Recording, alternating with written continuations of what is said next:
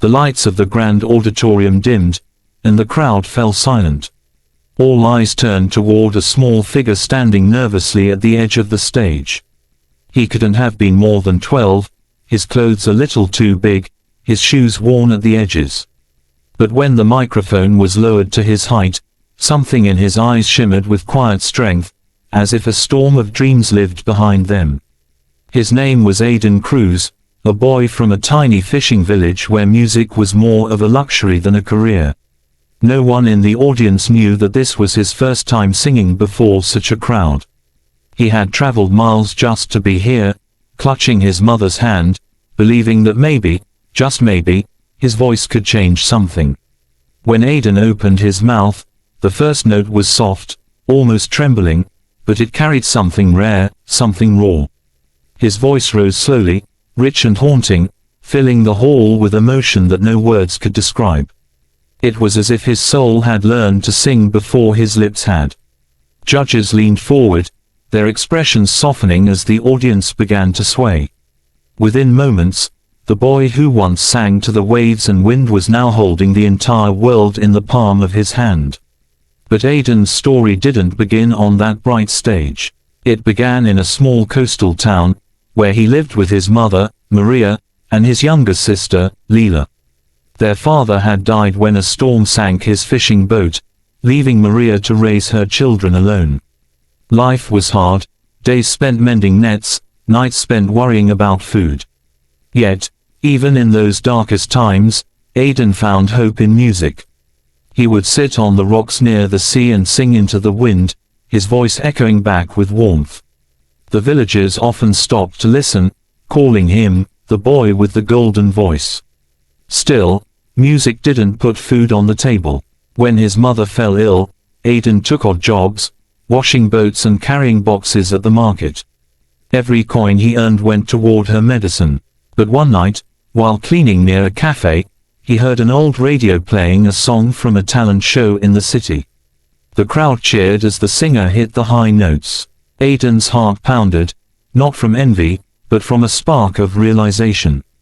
Maybe if he could sing there, on that big stage, he could win enough to help his family. He began practicing every night, his voice growing stronger with every song. Leila cheered him on, recording his performances on an old phone borrowed from a neighbor.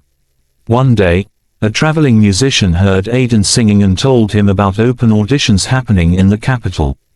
Maria hesitated, they had no money for the trip, but Aiden's determination left no room for doubt. "Mama," he said, "if I sing with all my heart, maybe the world will listen." They sold what little they could, Maria's old sewing machine, Leila's small collection of seashells, and took a bus to the city. The journey was long, filled with both hope and fear. At the audition hall, hundreds of talented contestants waited. Aiden stood in line, clutching his mother's scarf like a charm. When his turn came, he stepped forward, trembling but resolute. The music began. Aiden closed his eyes and sang. Every word carried his story, the loss, the love, the dreams of a boy who refused to give up. His voice soared, pure and powerful, drawing tears from even the sternest judge. For a moment, time seemed to stop. Then, the crowd erupted in applause. One of the judges stood up, tears glistening, and slammed the golden buzzer. Gold confetti rained down like sunlight breaking through clouds. Maria covered her mouth, sobbing, as Leila screamed with joy. Aiden stood there frozen, his hands shaking as he looked up, the golden lights reflecting in his eyes.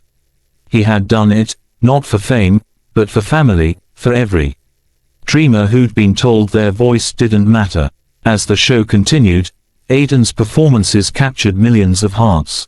News outlets called him the voice that lit up the world.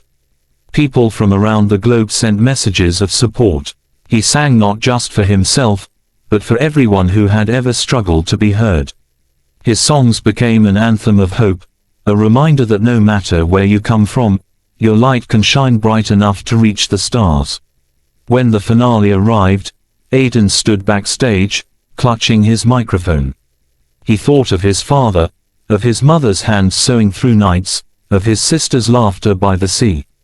The stage lights came on, and Aiden walked forward. This time, there was no fear. His voice carried through the hall, wrapping around every heart, lifting souls higher than ever before. It was more than music, it was healing, it was truth, it was life. When the final note faded, silence filled the room, the kind that follows something unforgettable. Then came the thunderous applause, the standing ovation, the tears. Aiden smiled through his own. He didn't need to win the trophy. He had already won something greater, belief. After the show, he used his success to build a small music school back in his village, offering free lessons to children who, like him, had nothing but a dream. His mother recovered, his sister grew up inspired by his courage, and the town that once echoed only with the sound of waves now sang with voices of hope. Years later, when people spoke of Aiden Cruz, they didn't just remember his voice, they remembered his heart. The boy who once sang to the sea had sung his way into the hearts of millions, proving that sometimes the smallest voices can create the loudest echoes. Answer: the boy's voice truly did light up the world, not just through sound, but through the power of never giving up, of believing that even from the darkest corners of the earth, one song can change everything. And as the sun set over the sea where it all began, Aiden stood on the same rocks where he once sang as a boy. The waves whispered back his melodies, now carried across oceans, now known by millions. He smiled softly, not at the fame or the fortune, but at the journey, the proof that hope, when sung from the heart, can reach beyond the clouds. His mother's voice echoed in his memory, "Sing, my son, and never stop believing." He closed his eyes, took a deep breath, and sang one last song, for his father, for his family, for the world. And in that moment, the world listened once more, to the voice of a boy who turned pain into purpose, silence into song, and dreams into light. His voice had not just lit up the stage, it had lit up humanity itself.